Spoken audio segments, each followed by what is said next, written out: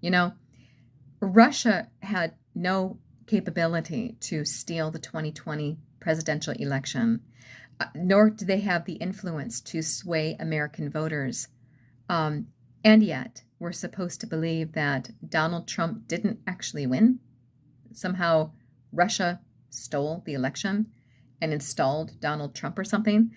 Do you think Putin would want Trump? Seriously? I mean, look how tough he is compared to someone like Hillary Clinton. Hillary, I mean, I find it funny. I find it interesting. And I find it a double standard that we're supposed to doubt and disbelieve the truthfulness, the efficacy, and the legitimacy of the 2016 presidential election, but we can't say a dang thing about 2020. Notice that? We're supposed to believe that it was Russian collusion. That's how Trump won in 2016. Nope. No, you see, Hillary just sucked as a candidate, as a nominee. I mean, nobody wanted her. Nobody still wants her. Nobody wants her. Um, and they thought Trump was a joke back then. They didn't take him seriously. And nobody believed that he would actually win, and he did.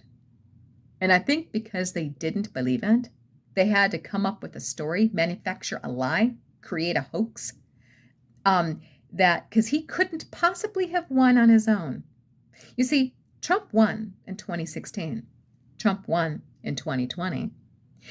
Whenever I've posted videos about the fraudulent activity that took place and occurred in 2020. Do you know those videos got instantly removed? Like, bam, right out of the gate, right off the bat on TikTok. That was before I got banned. But anyway, and you still can't post those videos to this day. You still can't talk about 2020. Your videos will get, they attach those, they hook on those verification checks in a light blue color, last I checked. But anyway, YouTube does it, Facebook does it, they all do it. No matter how hard you try to suppress the truth, we still know what happened. They can try to delete videos, ban user accounts, or there was a lot of people, when I was on TikTok, by the way, there was a lot of people who tried to express truth. This was back in 2024. About Joe Biden, Kamala Harris, and they were all getting banned daily, actually. Conservative voices were silenced. So just because you try to silence us doesn't mean we don't know, and doesn't mean we're going to believe your hoaxes and your stories. The media are like a piranha. They're like piranha. And they went on this feeding frenzy. They still do, actually. They still constantly attack all things Donald Trump. Doesn't matter what he does. He's currently, the last little news clip I caught, something about the homeless. He is trying to basically take homeless people get them off the streets and put them in some kind of housing. A lot of them struggle with addiction, mental illness, etc. And he's just trying to figure out a way to get them housed and put them someplace safe, so that the streets become more safe, etc. If that were any other person, by the way, if that had been Barack Obama or Hillary or, well, Barry, if that had been anybody else, they'd be applauded. If that were Sleepy Joe, he would have been heralded as like the greatest president ever.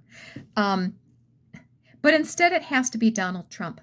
And so everything he does is somehow bad or something. Anyway, so they're constantly on him, constantly on the attack. But the Steele dossier, that grossly exaggerated and falsified document, became this catalyst for countless investigations, persecutions, prosecutions. Donald Trump has been in the courtroom so many times.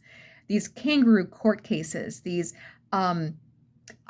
just these corrupt judges, the prosecutors, the AGs that went after him. I mean, oh my gosh, the man has been through, to me, hell and back.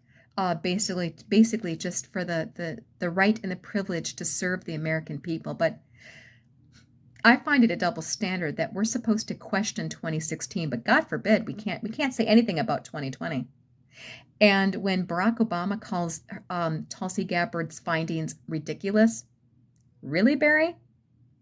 You know what's ridiculous is how you tried to subvert democracy, you and your crooked cronies, with this Russian collusion delusion, and how that's been shoved down our throats for the past 10 years.